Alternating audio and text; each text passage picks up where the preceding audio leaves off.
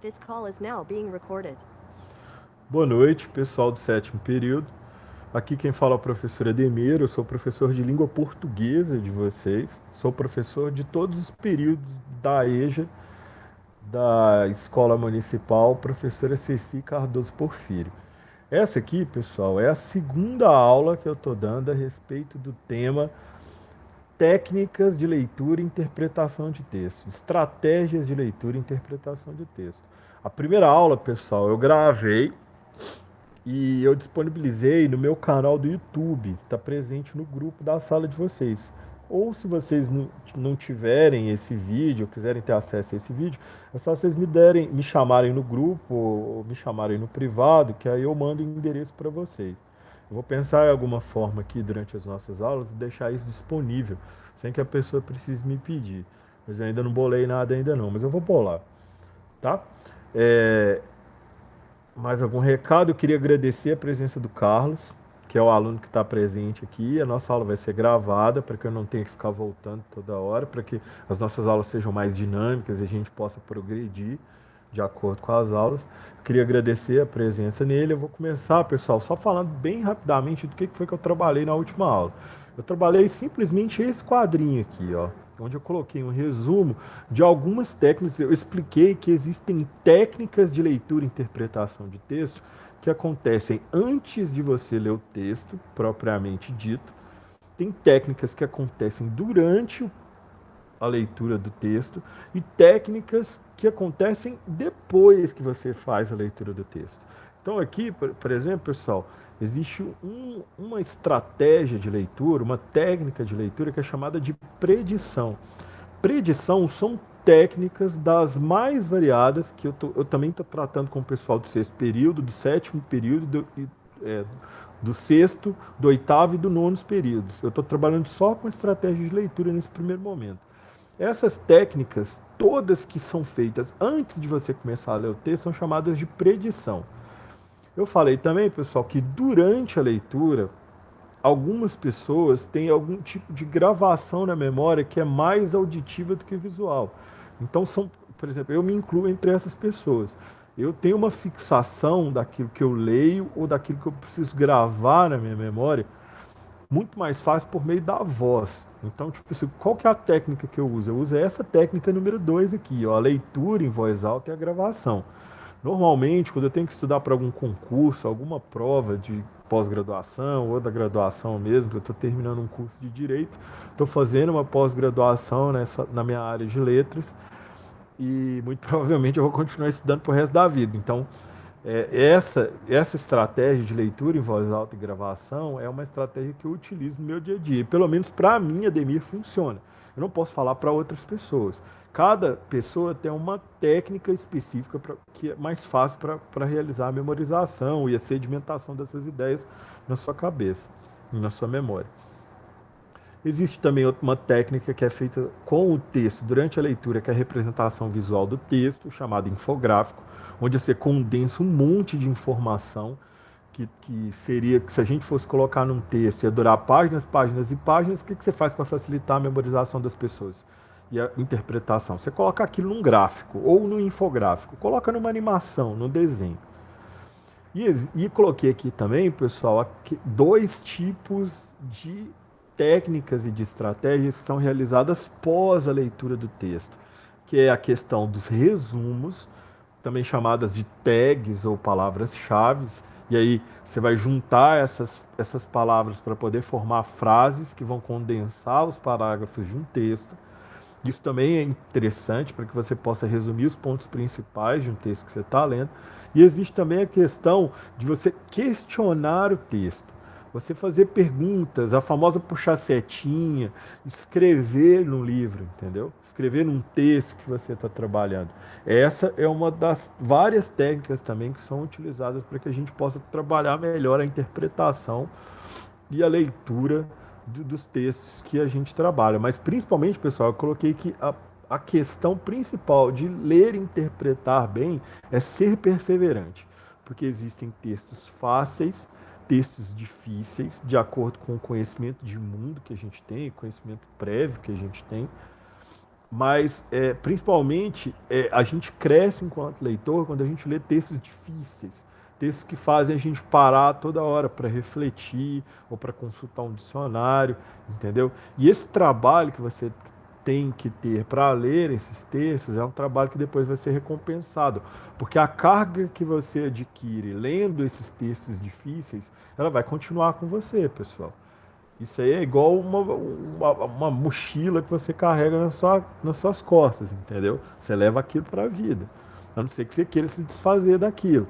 Mas mesmo quando a gente quer se desfazer de alguma coisa, o cérebro da gente é maravilhoso. E guarda essas informações em determinadas gavetas que a gente acha que nunca vai abrir na vida da gente. Mas mais dia, menos dia, a informação está lá. Se você abre a gaveta certa, você vai encontrar aquela informação. Então, pessoal, passando para o que a gente vai trabalhar hoje, o que que eu vou trabalhar com o oitavo período? Eu vou trabalhar duas estratégias de leitura que, de certa forma, a gente já contemplou ali. É a questão da fonte, da análise das fontes de um texto e a questão dos questionamentos ao texto, entendeu? O que que é? Ah, professor, o que que significa análise das fontes? O que que significa questionar o texto? Bom, é bem fácil, pessoal.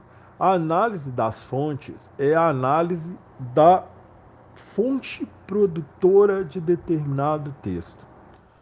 Quando você analisa qual tipo de veículo de informação produz determinado texto, o leitor que é mais vivido, o leitor que é mais maduro, o leitor que tem essa desenvoltura para poder fazer essa análise, ele já vai poder ter uma ideia do que se trata aquele texto e qual que é um possível posicionamento que a revista ou o jornal pode ter a respeito daquela questão, tá? Então, pessoal, eu dei um exemplo aqui, eu coloquei um exemplo para a gente poder visualizar isso bem fácil. Porque o que acontece? Quando a gente está passando pelo mundo da alfabetização, pessoal, a gente passa por uma dificuldade desgraçada. Vocês sabem como é que é.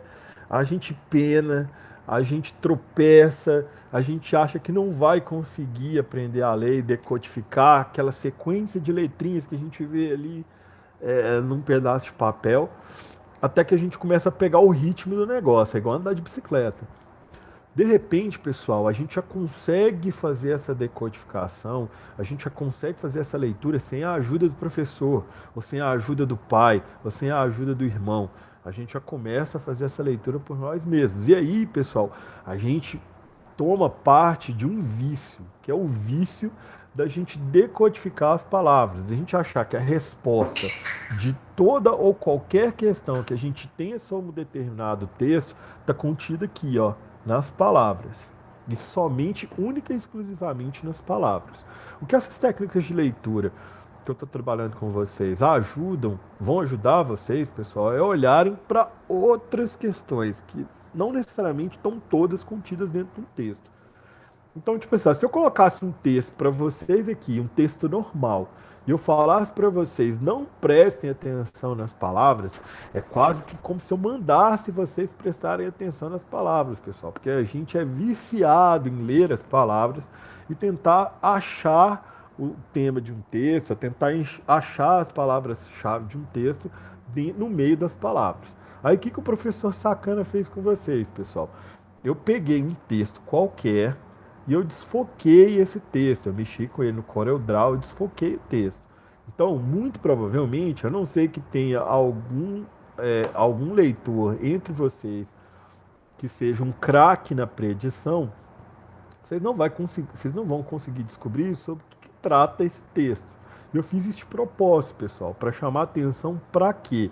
Para chamar atenção sobre a fonte do texto. Entendeu?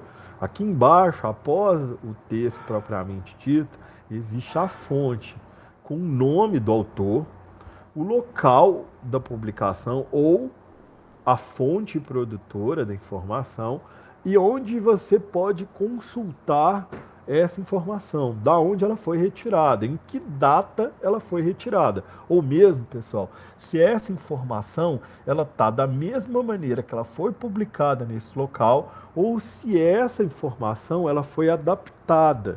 ela foi facilitada ou se ela foi ressaltada em determinado aspecto, ou determinado parágrafo, ou em determinada parte, que o autor queira que vocês prestem mais atenção, ou que seja mais importante para o ponto de vista dele. Então, pessoal, olha só. Olhando para essas palavras desfocadas, você não vai conseguir descobrir nada sobre o que trata esse texto. Mas, por outro lado, se você olhar a fonte, você vai descobrir aqui ó, que o autor, que tem sobrenome Desgualdo, tem um primeiro nome, que pode ser Pedro, Paulo, ou qualquer outro nome que se inicie com a letra P, mas não diz respeito para a gente. O que interessa é a fonte produtora da notícia para a gente, pessoal. E a fonte produtora dessa notícia é a revista Saúde, que está disponível no site que foi colocado aqui. Por esse site a gente consegue ver que é da editora Abril aqui, ó, saúde.abril.com.br. Mas o que interessa aqui, o que eu quero que vocês vejam? Eu vou pedir licença para vocês para ler aqui o que eu coloquei no nosso material, que está disponível para vocês. É só pedir para o professor que todo o conteúdo da nossa aula está disponível nesse formulário eletrônico que eu passei para vocês. Isso aqui é um material, pessoal, que eu quero que vocês levem para a vida e não apenas para a aula. Coloquei aqui, ó, veja o que acontece quando tiramos a nitidez de um texto qualquer, que foi isso que eu fiz aqui. Como o sentido das palavras nos é tirado, nós somos forçados a prestar atenção na fonte citada pelo texto, o local no qual o texto, ou parte dele, foi publicado originalmente. Pergunto para vocês, de acordo com a fonte aqui, ó, que a gente olhou, pessoal, qual que é o provável tema do texto acima? Mais do que isso, pela ideia que essa fonte aqui nos passa, se trata de uma publicação que é científica ou uma publicação para pessoas que se interessam em cuidar da sua própria saúde. Então, pessoal, olha só. Análise de fontes. Uma revista que se chama Revista Saúde, qual que vai ser o provável tema desse texto aqui, pessoal? Não vai ser futebol, entendeu? Não vai ser política, não vai ser geopolítica, não vai ser política internacional, não vai ser economia. Muito provavelmente, pessoal, a gente não pode ter certeza, mas muito provavelmente esse texto aqui ó, vai tratar sobre essa palavrinha, sobre saúde, entendeu? E mais do que isso, quando a gente analisa que esse texto ele foi publicado numa revista, quando a gente tem um pouco de conhecimento prévio em saber que a revista Saúde não é uma revista de caráter científico, como uma revista super interessante, por exemplo, ou as revistas estrangeiras, como a Nature ou a Scientist American, são todas publicações que são publicações feitas por cientistas e para cientistas, tá? Não é o caso da nossa revista aqui. A nossa revista ela chama Revista Saúde. Então, pessoal, a gente pode ter uma ideia que muito provavelmente esse texto trata do assunto saúde e que é uma revista que trata muito, e é uma perspectiva de texto que deve se voltar muito mais para a questão, ou deve ser voltada para pessoas que se interessam em cuidar da própria saúde. Pessoas normais, como eu, ou meu pai, ou meu vizinho, ou a minha tia, entendeu? A minha tia, sei lá, a minha tia que é advogada, ou o meu pai que era trabalhador da UFO, entendeu? Meu irmão que é médico. Todo mundo vai conseguir ler essas informações, pessoas que não necessariamente são cientificamente especializadas naquele assunto, elas vão conseguir enxergar, vão conseguir enxergar que essa revista, esse tipo de texto, é feito para pessoas que queiram receber essa primeira informação, não uma informação tão aprofundada, não um texto cheio de termos técnicos que vai ser difícil para que essas pessoas comuns possam ler essas matérias ou ter acesso a essas informações. Veja só, pessoal, o tanto de informação que a gente conseguiu tirar simplesmente analisando a fonte de um texto. E a gente nem precisou ler do que se trata o texto, mas a gente já consegue ter uma ideia muito aproximada daquilo que ele vai tratar, tá? Depois que a gente terminar de analisar esses aspectos dessa aula, eu vou trazer o texto para que vocês possam olhar qual que é realmente a fonte desse texto. Ou mais para baixo, se eu não me engano. Não, eu desfoquei também. Então eu vou trazer para vocês sobre qual que é o inteiro teor desse texto que eu coloquei aqui. Mas só pela análise da fonte, a gente consegue ter uma ideia forte do que se trata o texto e para qual público esse texto é voltado. Tá, pessoal? Então, vou deixar aqui, vou parar por aqui por enquanto, porque o nosso prazo de aula aqui praticamente já terminou. E na próxima aula eu vou entrar com a segunda análise que a gente vai fazer, que é a respeito do questionamento do texto. Grifar, puxar setas, o que isso pode ajudar a gente a compreender. Ou mesmo assim, quando você vai fazer uma prova, como as perguntas que um professor te faz sobre interpretação de texto pode te ajudar a olhar para aquilo que é mais importante ou aquilo que é mais interessante sobre um determinado texto, tá? Eu agradeço a presença do Carlos, agradeço a presença de vocês que vão assistir esse vídeo no momento posterior, seja de manhã, à tarde, à noite ou de madrugada. Eu gostaria de pedir para que vocês curtam, comentem, critiquem, que vocês entrem em contato com o professor para falar no que a nossa aula pode melhorar. E eu queria agradecer mais uma vez a vocês e desejar a todos uma boa noite, tá? Boa noite também, professor. Com Deus. Boa